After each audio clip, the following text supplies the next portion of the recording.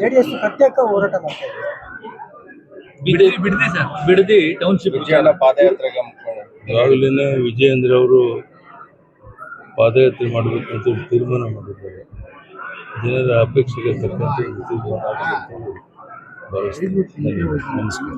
ಹಿಂದೆಂದೂ ಕಾಣದ ಭೀಕರ ಬರಗಾಲ, ಮಳೆ ಇಲ್ಲ, ಕೆರೆಕಟ್ಟೆಗಳು ನೀರಿಲ್ಲ, ಜಲಾಶಯಗಳು ನೀರಿಲ್ಲ, ಜನ ಸಂಕಷ್ಟದ ನರಳುತ್ತಾ ಇದ್ದಾರೆ.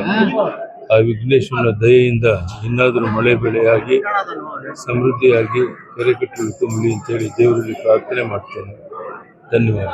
ರಾಜ್ಯ ಸರ್ಕಾರ ಬರಗಾಲನ ಎದುರಿಸ್ತಾ ಇದೆಯಾ ಸರ್, ಅಥವಾ ಹೆಂಗೆ ವಿಫಲ ಆಗಿದೆ? ಆ ಬಗ್ಗೆ ಯಾವುದೇ ಚಿಂತನೆ ಇದುವರೆಗೂ ಮಾಡಿಲ್ಲ. ಇವತ್ತೇನೋ ಮೀಟಿಂಗ್ ಮಾಡ್ತೀವಿ ಅಂತ ಹೇಳಿದ್ದಾರೆ. ಆದರೆ ಇದುವರೆಗೂ ಯಾವ ತ್ವರಿತಗತಿಯಲ್ಲಿ ಬರಗಾಲದ ಸಮಸ್ಯೆಯನ್ನು ಬಗೆಹರಿಸಿ ರೈತರ ಕಣ್ಣೀರನ್ನು ಒರೆಸಿ ಅವರು ನೆಮ್ಮದಿಯಿಂದ ಬದುಕಕ್ಕೆ ಬೇಕಾದ ವ್ಯವಸ್ಥೆ ಮಾಡೋಕ್ಕಾಗಿಲ್ಲ. ಎಲ್ಲ ಕಡೆ ಕುಡಿಯುವ ನೀರಿನ ಹಾಹಾಕಾರವು ಪ್ರಾರಂಭ ಆಗಿದೆ.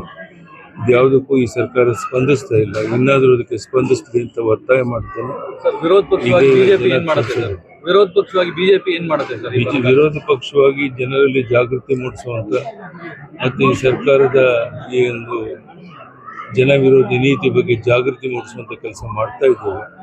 ರಾಜ್ಯದ ಉದ್ದಗಲಿಕ್ಕೆ ನಾವೆಲ್ಲ ಓಡಾಟ ಮಾಡ್ತಾ ಇದ್ದೇವೆ.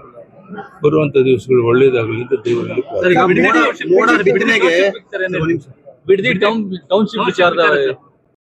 ದರ್ಶನ ಮಾಡುವಂತ ಒಂದು ಸೌಭಾಗ್ಯ ಇವತ್ತು ನಮ್ಮ ಕುಟುಂಬದ ಎಲ್ಲ ಸದಸ್ಯರು ಸಿಕ್ಕಿದೆ.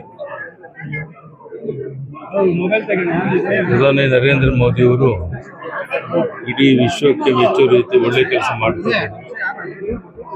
ಅವರ ನೇತೃತ್ವದಲ್ಲಿ ದೇಶ ಮುನ್ನಡೆಯಬೇಕಾಗಿದೆ. ಕರ್ನಾಟಕದಲ್ಲೂ ಸಹ ಜನ ಇವತ್ತಿನ ಆಡಳಿತ ವೈಖರಿ ಬಗ್ಗೆ ಬೇಸತ್ತಿದ್ದಾರೆ, ಬದಲಾವಣೆಗೆ ಆತುರಿತಾ ಇದ್ದಾರೆ.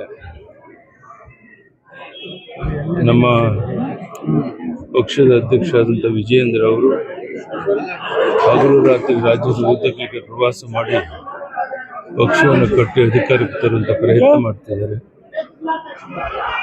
ಗಣಪತಿಯ ಒಂದು ಆಶೀರ್ವಾದದಿಂದ, ಜನರ ಆಶೀರ್ವಾದದಿಂದ ಅದು ಈಡೇರಲಿ ಅಂತೇಳಿ ಮತ್ತೊಮ್ಮೆ ದೇವರಲ್ಲಿ ಪ್ರಾರ್ಥನೆ ಮಾಡಿ